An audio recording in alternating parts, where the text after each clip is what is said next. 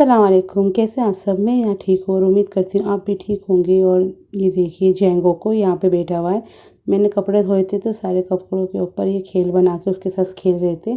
और ये मेरे बैग की पन्नी थी तो उसके साथ इन्होंने बहुत ज़्यादा मस्ती कर रहे थे। यानी कि इन्हें पन्नी के साथ खेलना बहुत ही अच्छा लगता है। उसके साथ मेरे उंगली को चबाना भी, और इतनी ज़ोर से काटती है ये, बहुत ही ज़ोर से। और इस पिन्नी पे इन्होंने इतने मज़े करे हैं कि मैं क्या बताऊँ। इन्होंने कम से कम 1 डेढ़ घंटा इसके अंदर खेला ही खेला है।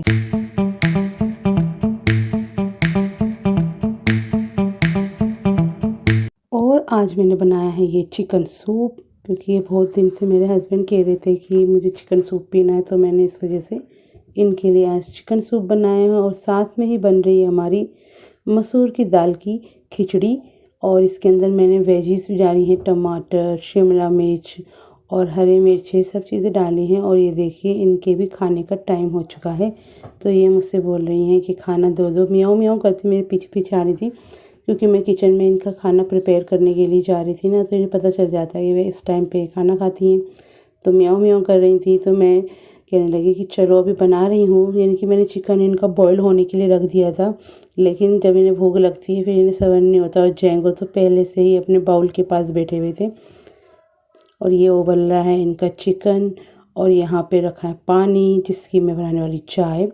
और मैंने उनको खाना देने के बाद अपने लिए चाय भी तैयार कर ली है। और आजकल मैंने चीनी छोड़ रखी है, बस ज़रा सा गुड़ डाल के अपनी चाय बनाती हूँ मैं। और मेरे हस्बैंड ने भी मुझसे कहा कि मैं भी गुड़ वाली चाय पीऊँगा, तो मैंने बोला ठीक है आप भी पी लीजिए। तो इनकी चाय में मैं गुड़ घोल रही थी, तो गुड़ घुल चुका है और मैंने उनको चाय दी। और उसके बाद मैंने कुछ भी शूट नहीं किया था, क्योंकि मेरी थोड़ा सर में दर्द हो गया था। तो ये अगले दिन की वीडियो है।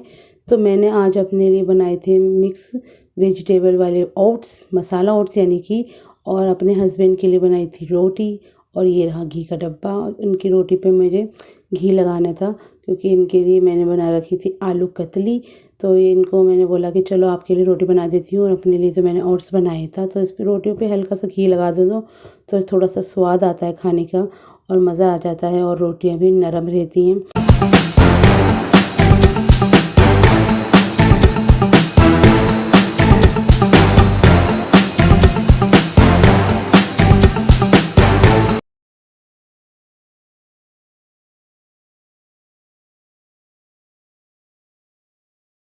तो आज मेरे हस्बैंड का बहुत ही ज़्यादा फेवरेट स्वीट डिश बनने वाली है, जो कि है सूजी का हलवा। तो उसके अंदर सारी जो भी चीज़ें डलने वाली हैं वो सब चीज़ें मैंने निकाल के रख ली हैं, जो भी मैं डालूँगी। तो इन सब मेवाओं को मैंने एक सेपरेट प्लेट में करके निकाल लिया है। और अब मैं स्टार्ट करती हूँ हलवा बनाना। तो पहले मैंने देसी घी लिया, और उसमें थोड़ा सा देसी घी डाल दूँगी 1 चम्मच, या अपने हिसाब से आपको जितना भी डालना हो आप डाल सकते हैं।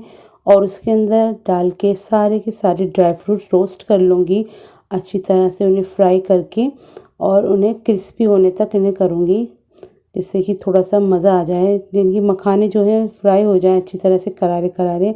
और बादाम वगैरह भी सब चीज़ें अच्छी तरह से फ्राई हो चुकी हैं। और अब मैं इसे अपनी प्लेट में निकाल लूँगी। और इसमें से मखाने निकाल के मैंने अलग कर दिए थे, क्योंकि मखाने में लास्ट में डालती हूँ। और अब सूजी में थोड़ा सा घी डालने का बाद इसको भी अच्छी तरह से भून लूँगी।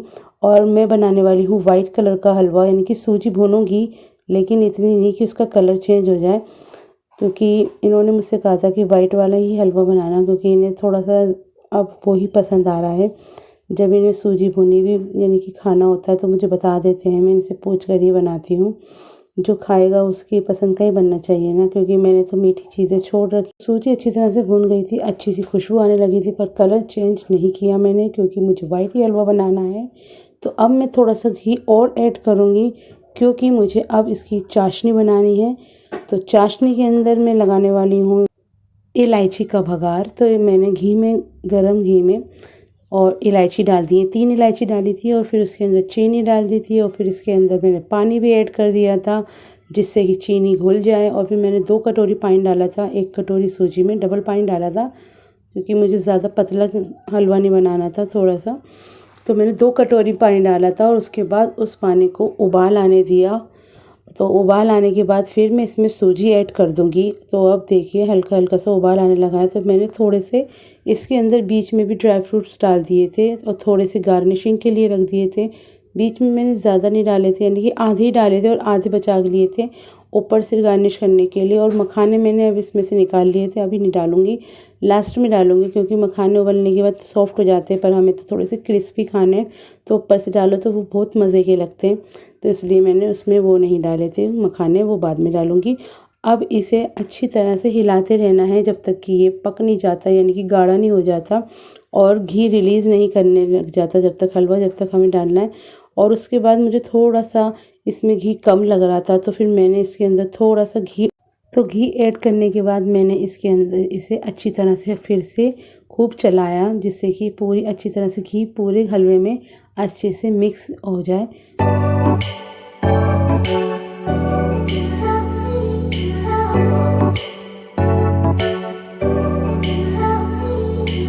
और लास्ट में मैंने ऊपर से थोड़े से मखाने डाल दिए थे, जो थोड़े से अच्छी तरह से इसमें मिला दूंगी। और थोड़े से मखाने मैंने बचा लिए गार्निशिंग के लिए, वो मैं ऊपर से डालूंगी, जिससे कि मेरा हलवा दिखने में भी ऊपर अच्छा लगे। अच्छे से प्रेजेंट करेंगे हम अपने हलवे को। और ये देखिए शानदार मज़ेदार लबाबदार हलवा एकदम रेडी है। और अब मैं अपने हस्बैंड को इसे टेस्ट भी करवाऊंगी, क्योंकि वो काम कर रहे थे, तो मैंने उनसे कहा कि तुम मुझे बस 10-15 मिनट दो और मैं आपके लिए बढ़िया सा हलवा तैयार करके लाती हूँ। तो उनके लिए मैं अलग से कटोरी में सर्व कर लेती हूँ।